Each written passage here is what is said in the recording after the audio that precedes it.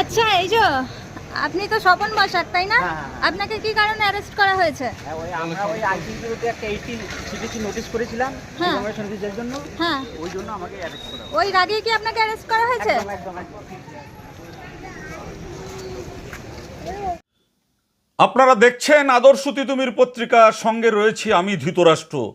আজকের খবর শুরু করার আগে আমরা বাংলার একটা প্রবাদ আপনাদের কাছে তুলে ধরতে চাই। এটা আপনারা সবাই জানেন, তবু আরেকবার আমরা যে খবর আজকে আপনাদের সামনে বলবো, সেই খবর বলার আগে এই বাংলা প্রবাদটি আরেকবার তুলে ধরতে চাই। আপনারা তো সবাই জানেন, চোরা না শোনে ধর্মের কাহিনী। এটা আপনারা সবসময় শোনেন যে যারা চোর তারা কখনো ধর্মের কাহিনী শোনে না। এর অর্থ হলো, যিনি অসৎ বা খারাপ পথে চলেন তাকে ভালো কথা বা উপদেশ দিয়ে শুধরানো যায় না। কি যায়? কি শুধরানো যায় না। কুপ্রবৃত্তির মানুষ বা অপরাধে যারা অপরাধ করেন, সেই অপরাধী কখনই সৎ উপদেশ বা ধর্মের বাণী শুনতেও চায় না, মানতেও চায় না।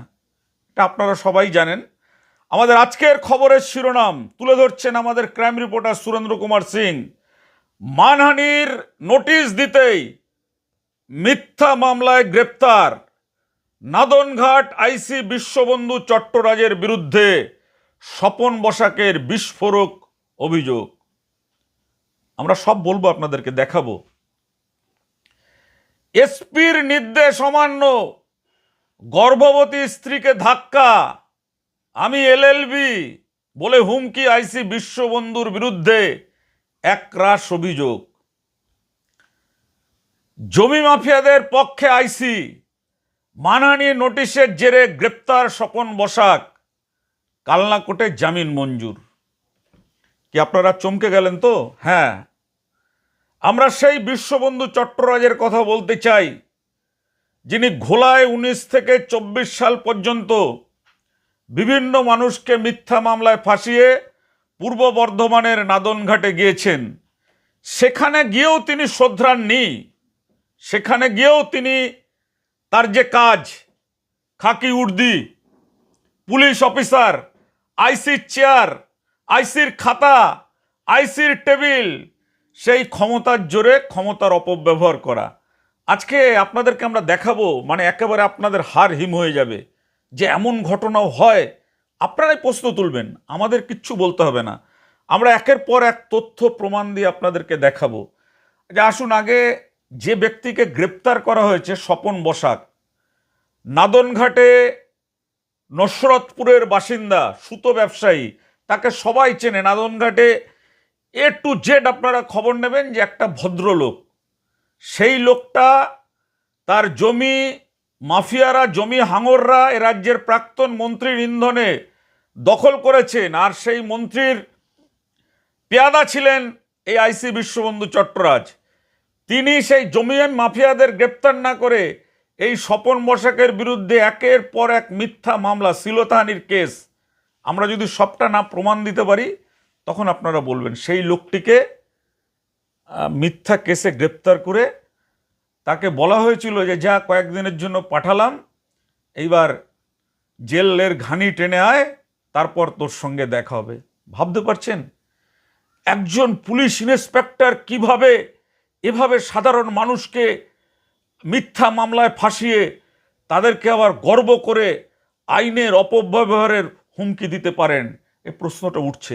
আচ্ছা, আগে দেখুন আপনারা স্বপন দেবনাথকে, তাকে জেলে ধরে নিয়ে যাচ্ছে, সেই ছবিটা দেখুন। আচ্ছা, এই যে আপনি তো স্বপন বসাক, তাই না? আপনাকে কি কারণে অ্যারেস্ট করা হয়েছে? আমরা ওই আইটির বিরুদ্ধে একটা 18 সিটিসি নোটিশ করেছিলাম ইনফরমেশন দিতে জন্য। হ্যাঁ, ওই জন্য আমাকে অ্যারেস্ট করা ওই রাগেই কি আপনাকে অ্যারেস্ট করা হয়েছে? একদম একদম একদম। দেখলেন তো এই ছবি? বিশ্ববন্ধুর আইসি বিশ্ববন্ধু চট্টরাজ বাবু, ওনার রাতের ঘুম উড়ে গেছে। আদর্শ তিতুমির পত্রিকা পরপর কয়েক কিস্তি বাংলাদেশি অনুপ্রবেশকারীদের খবর দিচ্ছে, যে খবর উনি নিজেও দেখেছেন। ইতিমধ্যেই প্রায় 20 লক্ষের ওপরে লোক সেই খবর অবলোকন করেছেন। বিশ্ববন্ধুবাবু বিভিন্ন লোক যারা তার অন্যায়ের বিরুদ্ধে প্রতিবাদ করছেন নাদনঘাটে, তাদেরকে একের পর এক গ্রেপ্তার করে বলছে যে আরে তোদের আদর্শ তিতুমির পত্রিকা তো দেখাচ্ছে বাংলাদেশি অনুপ্রবেশকারী, এখনো কি কোর্টের রায় বেরিয়েছে? কোর্টের রায়, আবার উনি নাকি এলএলবি। আমাদের কথা নয় কিন্তু, স্বপন বসাক জেল থেকে ফিরে আমাদেরকে ইন্টারভিউ দিয়েছে, আপনারা শুনলে চমকে যাবেন। পূর্ব বর্ধমানের নাদনঘাট থানার আইসি বিশ্ববন্ধু চট্টরাজের বিরুদ্ধে কেন তাকে গ্রেপ্তার করা হলো শুনলে অবাক হয়ে যাবেন। আমরা কুর্নিশ জানাতে চাই এই স্বপন বসাককে। এই স্বপন বসাকের যে জমি জবরদখল করে, আমাদের কলকাতার বহুল প্রচারিত একাধিক খবরের কাগজে সে সংবাদ প্রকাশ হয়েছে। আমরা সেই সংবাদপত্রের খবরের কাগজের ক্লিপিংসগুলো একবার আপনাদেরকে দেখাতে চাই।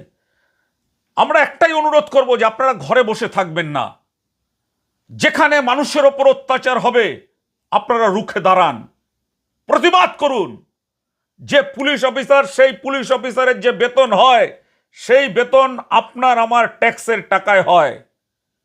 একজন পুলিশ অফিসার হচ্ছে গভর্নমেন্ট সার্ভেন্ট, মানুষের কাজ করার জন্য তিনি বসে আছেন। মিথ্যা কেস করে নিজের ব্যাংক ব্যালেন্স স্ফীত করার জন্য তিনি বসে নেই। এই স্বপন বসাকের বিরুদ্ধে একের পর এক মিথ্যা মামলা, সেই মিথ্যা মামলার জেরে তার স্ত্রী আর তিনি কালনা আদালতের প্রবীণ বর্ষিয়ান আইনজীবী প্রভাত কুমার শাহর মাধ্যমে আইনি নোটিশ পাঠিয়েছিলেন মানহানি মামলার। কাকে? বিশ্ববন্ধু চট্টরাজকে। আমরা সেই নোটিশও আপনাদেরকে দেখাচ্ছি ঢেকে। আর বিশ্ববন্ধু তার জেরে 3 পাতার একটা উত্তর দিয়েছিলেন। এবার ঘটনাটা খুব ইন্টারেস্টিং, অনেকটা সিনেমার কায়দায়। কিভাবে সিনেমায় আপনারা দেখেছিলেন, শত্রু সিনেমায় কিভাবে পরাণ মণ্ডলকে হাফিস করে দিয়েছিল কালু আর মদন আর নেতা মিলে, এখানেও কালু মদন রয়েছে, এখানেও নেতা রয়েছে, এখানেও সেই যে পুলিশ অফিসারকে আপনারা দেখেছিলেন 2000 টাকা ঘুষের বিনিময়ে একটা মানুষকে জল জ্যান্ত খুন করে মাটিতে পুঁতে দেওয়ার মদত জুগিয়েছিলেন, মনে আছে শত্রু সিনেমায়? সেই সিনেমারই একেবারে বাস্তবায়ন চলছে পূর্ব বর্ধমান, ঘোলা হয়ে পূর্ব বর্ধমান। পূর্ব বর্ধমানে নাদনঘাট থানার আইসি বিশ্ববন্ধু চট্টরাজের বিরুদ্ধে মানহানি মামলার নোটিশ পাঠিয়েছিলেন জমি মাফিয়াদের হাতে নিগৃহীত স্বপন বসাক ও তার স্ত্রী শর্মিষ্ঠা বসাক। অভিযোগ, নোটিশ পেয়ে ক্ষিপ্ত হয়ে একের পর এক মিথ্যা মামলায় ফাঁসানো হয় স্বপন বসাককে। এসপির কাছে গিয়ে, পূর্ব বর্ধমানের এসপির কাছে গিয়ে অভিযোগ করেন। এসপি তার কাছ থেকে অভিযোগ শুনে আইসিকে ফোন করেন যে কেন কেস নেওয়া হয়নি। হোয়াটসঅ্যাপে তাকে পাঠান স্বপন বসাকের সামনে। এবং এই যে করেছেন, আইসি নামে অভিযোগ করেছেন, আইসিকে বিরুদ্ধে মানহানি মামলার আদালতের নোটিশ দিয়েছেন, এই রকম মানুষকে কুর্নিশ করতে হয়। অনেক বেটাকে দেখি যে পুলিশে একটু ধরে নিয়ে গেলেই তারপরে ভয় পেয়ে, যখন ভয় দেখায় বিশ্ববন্ধু নিয়ে, লাইফ শেষ করে দেবো, জীবন শেষ করে দেবো, তারপরে তল্পিবাহকতা শুরু করে। কিন্তু এই লোকটাকে বলতে হবে মেরুদণ্ড রয়েছে। এবং তিনি এসপির কাছে অভিযোগ করে ফিরে আসার পরেই আমরা পূর্ব বর্ধমানের মাননীয় এসপি এবং রাজ্য পুলিশের ডিজি, পুলিশ ডাইরেক্টরে যারা আছেন, সর্বোপরি রাজ্যের মুখ্যমন্ত্রী শুভেন্দু অধিকারীকেও এই ঘটনা দেখতে বলবো। আমাদের এই খবর দেখতে বলবো। এই নাদনঘাটের এলাকার যিনি বিধায়ক রয়েছেন বিজেপির প্রাণকৃষ্ণ তপাদার, যিনি একসময় দাবি তুলেছিলেন বিশ্ববন্ধু চট্টরাজকে গ্রেপ্তার করতে হবে, তিনি বলেছিলেন, আমরা সেটাও আপনাদেরকে শোনাবো। তিনি বলেছিলেন কেন তৎকালীন মন্ত্রী স্বপন দেবনাথের চুরিকে বিশ্ববন্ধু চট্টরাজ ঢেকেছেন, তার জন্য বিশ্ববন্ধুকে গ্রেপ্তার করতে হবে, প্রকাশ্যে করেছিলেন মিডিয়ার মাধ্যমে। প্রাণকৃষ্ণবাবু খুব ভালো মানুষ, উনি লড়াই করে বিজেপিতে উঠে এসছেন। আমাদেরও প্রশ্ন প্রাণকৃষ্ণবাবুর কাছে থাকছে যে প্রাণকৃষ্ণবাবু, আপনার মতন একটা সৎ মানুষ যিনি গ্রেপ্তারের দাবি তুললেন আইসির এই অনৈতিক কাজের বিরুদ্ধে, তারপর আপনি কেন চুপ হয়ে গেলেন? কিসের জন্য? মানুষ তো আপনাকে ভোট দিয়েছে, মানুষের তো আশা আপনার এলাকায় শান্তিভাবে বসবাস করবে। মানুষকে এটা চায় যে আপনার এলাকায় জমি মাফিয়ারা জমি দখল করবে আর তাদের হয়ে থানার আইসি নিরীহ মানুষকে গ্রেপ্তার করবেন? আমি প্রাণকৃষ্ণবাবুর কাছে আবেদন রাখছি, আমাদের এই খবর দেখুন। যদি আমরা একটা মিথ্যা কথা বলে থাকি, আপনি এমএলএ, আমাদের বিরুদ্ধে আপনি ব্যবস্থা নিন। স্বপন বসাক যাকে গ্রেপ্তার করা হয়েছে সম্পূর্ণ মিথ্যা কেসে, এবং এই আইসি নিজেকে বাঁচানোর জন্য নিজের মুখ আর মুখোশটা আলাদা হয়ে যাচ্ছে মানুষের কাছে। তিনি বলেছেন, আমি 26 বছর ধরে পুলিশের চাকরি করছি, কেউ কখনো আমাকে কালিমালিপ্ত করতে পারেনি। তুই আমাকে আইনি নোটিশ পাঠিয়েছিস, আর আদর্শ তিতুমির পত্রিকার ধৃতরাষ্ট্র আমাকে অনুপ্রবেশকারীর আশ্রয়দাতা বলে খবর দেখাচ্ছে। বেশ করেছি, খবর দেখাচ্ছি, প্রমাণ নিয়ে দেখাচ্ছি। বিশ্ববন্ধু চট্টরাজ, প্রমাণ নিয়ে দেখাচ্ছি, হাতে প্রমাণ রয়েছে। আপনি বাংলাদেশ অনুপ্রবেশকারীদের আশ্রয় দিয়েছেন থানাতে, হাতে প্রমাণ নিয়ে বলছি। ঘাট থানার আইসি এর সঙ্গে পুরোপুরিভাবে জড়িয়ে রয়েছেন। ওনাকে ওনার ভিডিও ম্যাডাম অর্ডার করেছেন, ভিডিওকে এসডিও করেছেন অর্ডার। কারোর কথা না শুনে উনি ওনার দায়িত্ব নিয়ে লুকিয়ে ছুড়িয়ে ওইগুলো মিডিয়াকে না নিয়ে গিয়ে এইসব কাজ ঘটনা ঘটিয়েছেন। আমি বলবো নাদনঘাট থানার আইসিকে অবিলম্বে গ্রেপ্তার করা উচিত আর ওনার ইনকোয়ারি হওয়া উচিত।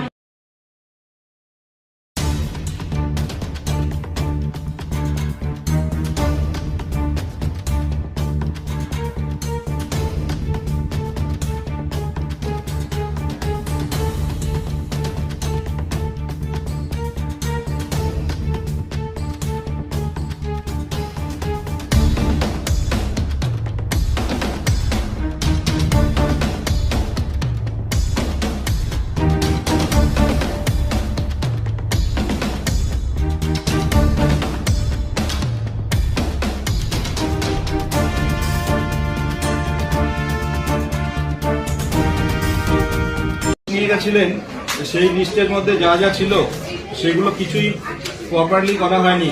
এখানে শাড়ি লেখা ছিল 700, হ্যাঁ, তারপরে আরো পাঞ্জাবি, আরো বেডশিট, ব্ল্যাঙ্কেট, এসব সব অনেক কিছু লিখে দিয়েছিল, কিন্তু এগুলো ওনারা কাউন্ট না করে নিয়ে এসে নাদনঘাট থানার আইসি এর সঙ্গে পুরোপুরিভাবে জড়িয়ে রয়েছেন।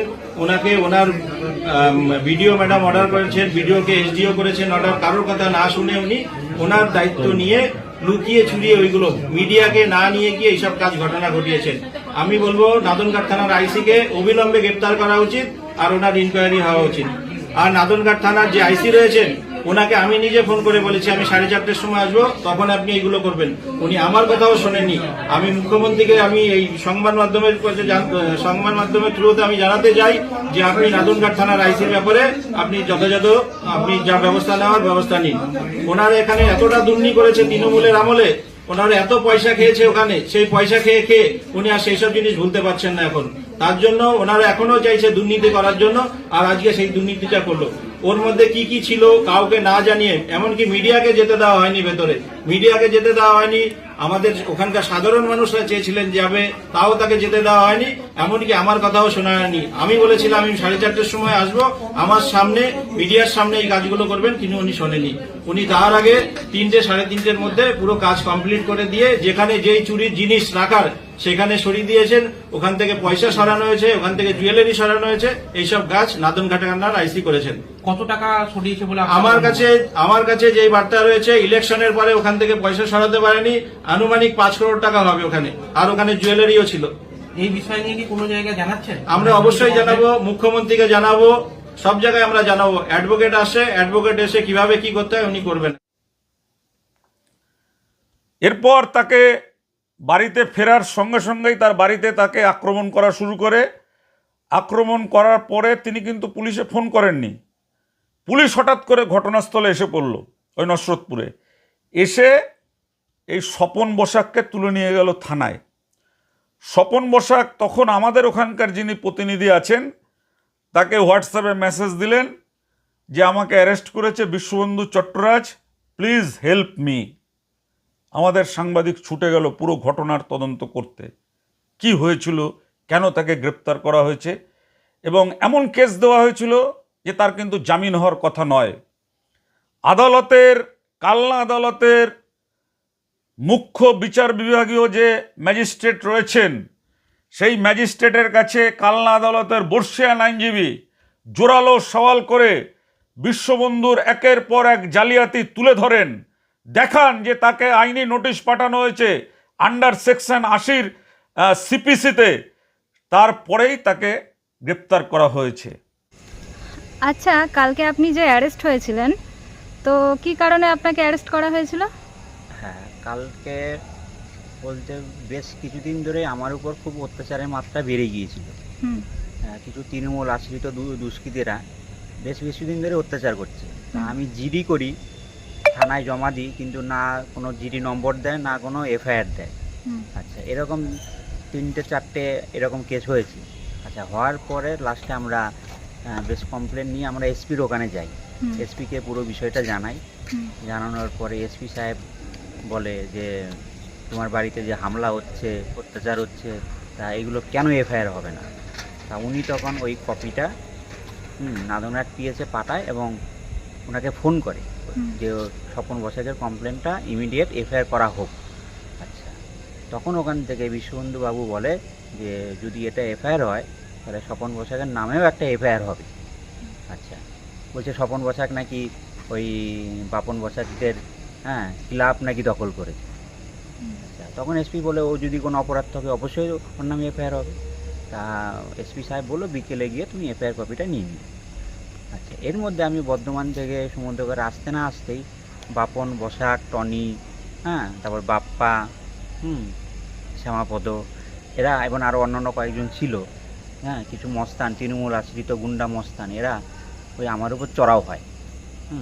চড়াও হওয়ার সঙ্গে সঙ্গে মারধর করে এবং বলে তুই আজকে সকালে এসপির কাছে গিয়েছিলি, কেন গিয়েছিলি বলেই আমাকে মানে সজোরে বেশ কিল, চর, ঘুষি। আচ্ছা, ওনারা ডাইরেক্ট আপনাকে বলে যে তুই আজকে এসপির কাছে গেছিলি? হ্যাঁ, একদম এই বলে মারধর করা শুরু করে। সরাসরি মারধর করা শুরু করে। মানে এরা কি করে জানলো মানে যে আমি এসপির কাছে গিয়েছিলাম? আমি তো বলেও নি, অথচ এরা জেনে গেল। আচ্ছা, বলছে তুই এসপির কাছে গেছিলি, কেন গিয়েছিলি, কেন গিয়েছিলি, এরকম বলেই আমাকে মারধর শুরু করলো। আচ্ছা, মারধর করতে করতে করতে করতে যে জায়গাটা দখল করেছে সেই জায়গাটা কাছে নিয়ে আমাকে নিয়ে যায়। নেওয়ার পরে বলে কি যে ওই জায়গাটা ওদের নামে লিখে দিতে হবে, মানে ওদের নামে করে দিতে হবে। আমি বললাম যে না, সেটা তো আমি দেবো না, আমার জায়গায় আমি তো কাউকে দেবো না। বলে যদি না দিস তখন এখানে তোকে মার্ডার করে ফেলবো। আমি বললাম মার্ডার করবি কর, তবু আমি জায়গা দেবো না। তখন ওরা বেশ আমাকে কিল, চর, ঘুষি এখানটায় মেরেছে, মাথায় মেরেছে, হাতে মেরেছে, এই যে আমরা হাত তুলতে পারছি না, হাত তুলতে পারি না, এই হাতটাও তুলতে পারি না, চরম মারধর করেছে। মারধর করতে করতে যখন আমি আহত হয়ে যাই, আহত হয়ে যাওয়ার পরে যখন একদম পুরো আমার মানে কোনো শরীরে কোনো জোর ছিল না, সেই সময় দেখি পুলিশ এসে আমাকে উদ্ধার করে তখন থানায় নিয়ে আসে। তখন পুলিশকে বললাম যে আমাকে যে মারধর করেছে, কারা মারধর করছে সেগুলো। আচ্ছা, পুলিশ যে এসেছিল ওখানটা স্পটে, তো পুলিশকে কে ডেকেছিল? আপনি ডেকেছিলেন? না, আমি ডাকিনি। তাহলে পুলিশ কি করে খবর পেল যে ওখানে পৌঁছে গেল? হ্যাঁ, সেটাও তো আমাদের অজানা। পুলিশ কি করে জানলো? পুলিশ জানলো কি করে যে এখানে স্বপন বসাককে মারছে? এটা পুলিশ জানলো কি করে?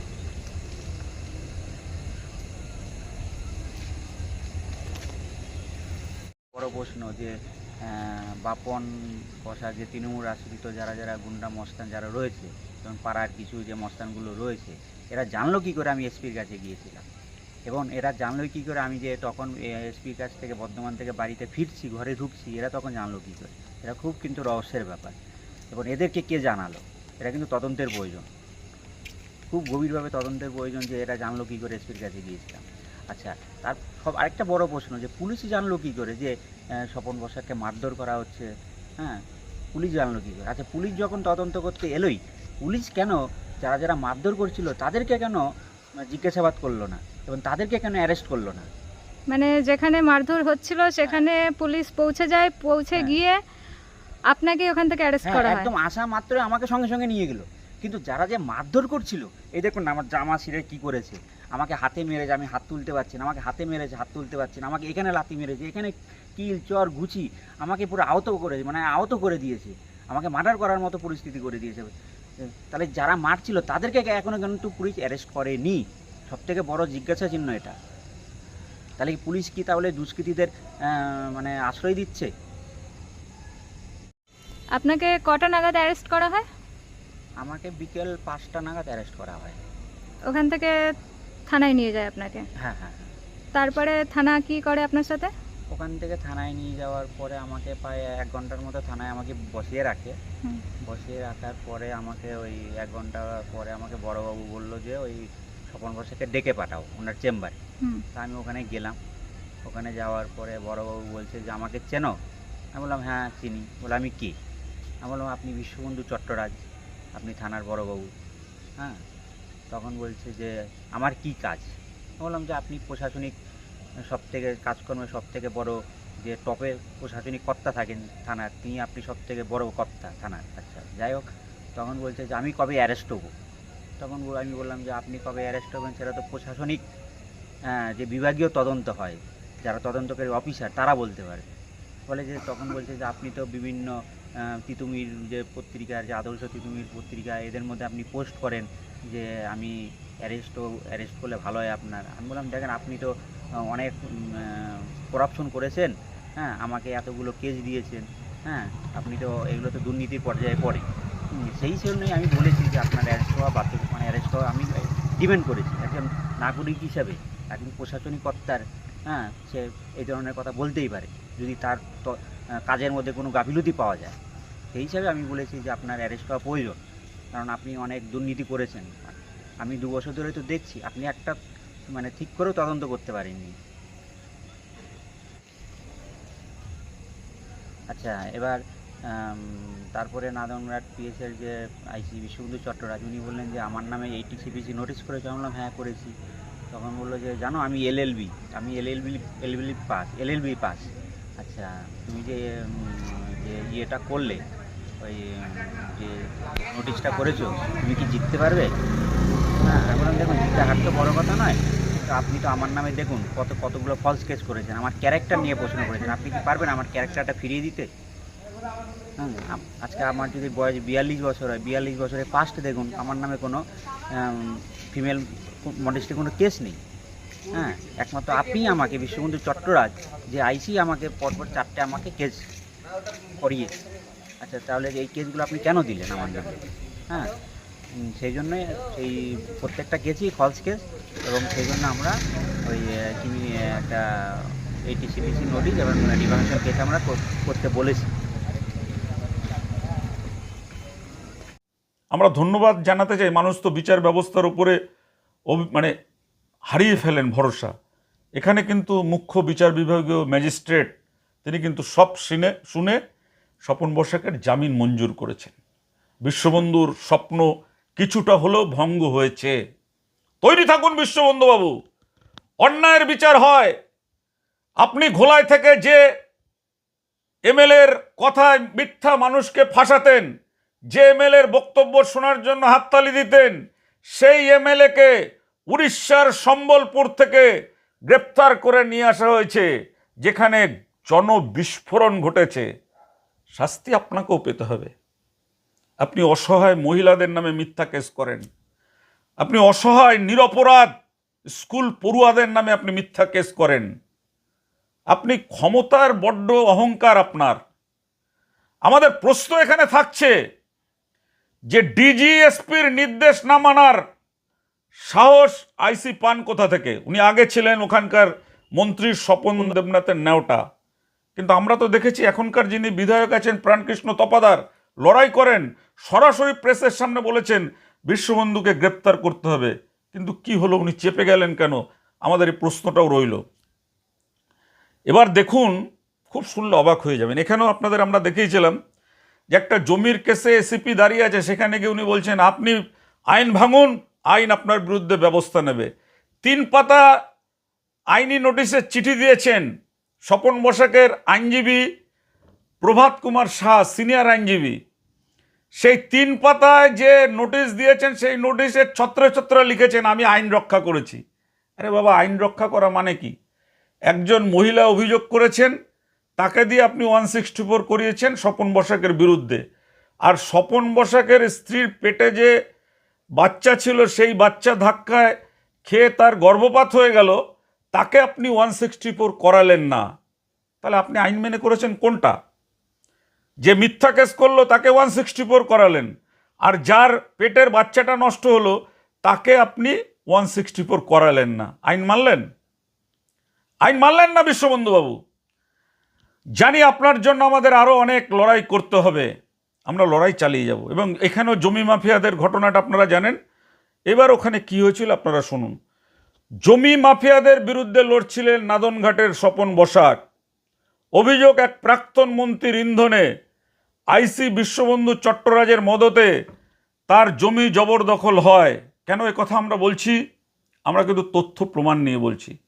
সিভিল কোর্টের স্থগিতাদেশ ছিল যে তার জমি কেউ দখল করতে পারবে না, মানা হয়নি। তার ঘর দখল করে সেখানে তৃণমূল পার্টি অফিস তৈরি করা হয়েছিল।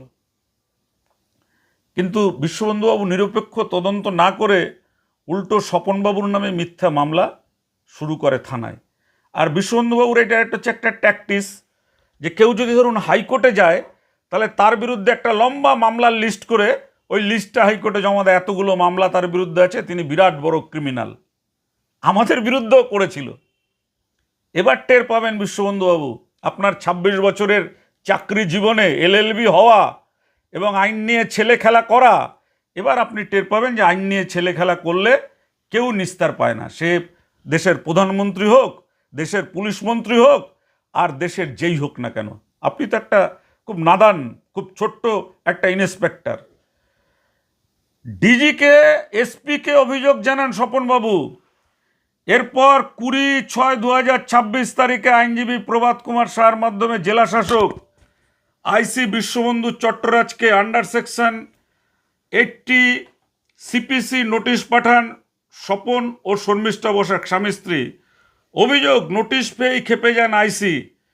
জমি মাফিয়া স্বপনবাবুর বাড়িতে হামলা করে, গর্ভবতী স্ত্রীকে ধাক্কা মারে। থানা অভিযোগ নেয়নি বলে স্বপনবাবুর দাবি। 13/8/2026 তারিখ এসপির কাছে অভিযোগ জানিয়ে ফেরার পথে স্বপনবাবুর উপর হামলা হয়। অভিযোগ, পুলিশ ঘটনাস্থলে এসে উল্টে স্বপনবাবুকে থানায় তুলে নিয়ে যায়। আইসির চেম্বারে স্বপনবাবুকে বলা হয়, মানহানি মামলার নোটিশ তুলে নিলে তার বিরুদ্ধে করা সব মামলা প্রত্যাহার করে নেওয়া হবে। ২৬ বছর ধরে আমি আইসি, তুই আমার সম্মান নষ্ট করছিস, মানহানির মামলা করার কি দরকার? তাকে থানায় ডেকে নরমে গরমে চার্জ। তো এই স্বপনবাবু তিনি রাজি হননি। তিনি বলেছেন, আপনি তো আমার চরিত্র কলঙ্কিত করেছেন, আপনি প্রমাণ দিন আমি কোথায় কোন মহিলাকে শ্লীলতাহানি করেছি। তখন বলছে, আমি এলএলবি, আমার সঙ্গে পাঞ্জা নিচ্ছিস, পাঞ্জা লড়ছিস, দেখ আমি জেলের ঘানি তোকে টানাচ্ছি। এরপর আদালতে চালান করা হয়। কালনা এসসিজিএম সব শুনে জামিন মঞ্জুর করে। তাহলে স্যার কি মনে হচ্ছে, ইনারকে কি বেল দেওয়া? এখন হাকিমের কাছে আমরা সমস্ত বলেছি, সিভিল কেস থেকে আরম্ভ করে ওর যতগুলো কেস করেছে তারগুলো দিয়েছি, এবং সেই ক্রিমিনালদের বউদের দিয়েই করাচ্ছে IC. Thank you sir. Kalna এসসিজিএমকেও আমরা স্যালুট করতে চাই যে সত্যিকারে উনি আইন এর রক্ষক হিসেবে কাজ করেছেন। কিন্তু এখানে আমরা যে প্রশ্নটা তুলে শেষ করতে চাই, আজকের খবর, আমাদের রাজ্য পুলিশের ডিজি, এসপি, আমরা জানি এসপি বিশ্ববন্ধুকে সাসপেন্ড বা বিশ্ববন্ধুর বিরুদ্ধে ডিপার্টমেন্টাল এনকোয়ারি করার নির্দেশ দেওয়ার তার অতদূর পর্যন্ত ক্ষমতা নেই। ক্ষমতা আছে পুলিশ ডাইরেক্টর এবং ডিজির, যেহেতু উনি ইন্সপেক্টর র্যাঙ্কে আছেন। তো ডিজি, এসপি সব জায়গায় জানানো হচ্ছে। এরপরেও বিশ্ববন্ধু আইন অমান্য করে একজন আইসি কিভাবে বারবার অভিযোগকারীকেই টার্গেট করছেন, যা ঘোলাই করেছেন তা করছেন পূর্ব বর্ধমানে। এবার জবাব চাইছে সাধারণ মানুষ। আমরা তুলে ধরছি সাধারণ মানুষের কণ্ঠস্বর হয়ে। মনে রাখবেন, আমরা আদর্শ তিতুমির পত্রিকা কোনো বাবুদের কাছে লেজুর বাঁধা নয়। আমরা শেষ দেখে যাব সীমিত ক্ষমতা নিয়ে। আমাদের একটাই দাবি আপনাদের কাছে, আপনারা খবরটা বেশি বেশি করে ছড়াবেন, বেশি বেশি করে কমেন্ট করবেন, যাতে রাজ্য পুলিশের ডিজি এবং এখনকার যিনি মুখ্যমন্ত্রী রয়েছেন শুভেন্দু অধিকারী এবং নাদনঘাট এলাকার যিনি বিধায়ক রয়েছেন প্রাণকৃষ্ণ তপাদার, তাদের নজরে যেন আইসির এই কীর্তির কথা আসে। আর প্রাণকৃষ্ণবাবুকে আরেকটা কথা আমরা স্মরণ করাতে চাই, যে প্রাণকৃষ্ণবাবু, আপনি মনে রাখবেন, আপনি ওখানকার বিধায়ক। থানার আইসি যদি বেআইনিভাবে কোনো মানুষের ওপর অত্যাচার করে, টর্চারিং করে, তাকে তুলে নিয়ে যায়, তা কিন্তু আইসির ওপরে যতটা না, তার আইসি তো ওখানে 5 বছর কাজ করে চলে যাবেন, কিন্তু আপনি 5 বছর পরে আবার বিধায়ক হবেন, আপনার সরকার আরও দীর্ঘদিন ওখানে লাস্টিং করতে হবে। কিন্তু এই পুলিশের ব্যবহারে, পুলিশের অত্যাচারে, ক্ষমতার অপব্যবহারে মানুষ কিন্তু আপনার সরকারকে পরিবর্তন করতে পারে, আপনাকেও পরিবর্তন করতে পারে। আমরা ভাবতে বলবো, আপনি একজন সৎ স্বচ্ছ মানুষ, আপনার লড়াই করেছেন দেখেছি, আপনার লড়াইকে আমরা কুর্নিশ জানাচ্ছি। আমরা চাই যে বিশ্ববন্ধু চট্টরাজ যাতে আর একটা নিরীহ মানুষকে না ফাঁসাতে পারেন, আর যাদের ফাঁসিয়েছেন তাদের নিঃশর্তভাবে মুক্তি, এবং বিশ্ববন্ধু চট্টরাজকে অবিলম্বে সাসপেন্ড এবং গ্রেপ্তার করে তার বিরুদ্ধে আইনি ধারা প্রয়োগ করতে হবে। নমস্কার, ভালো থাকবেন, আজ এ পর্যন্ত।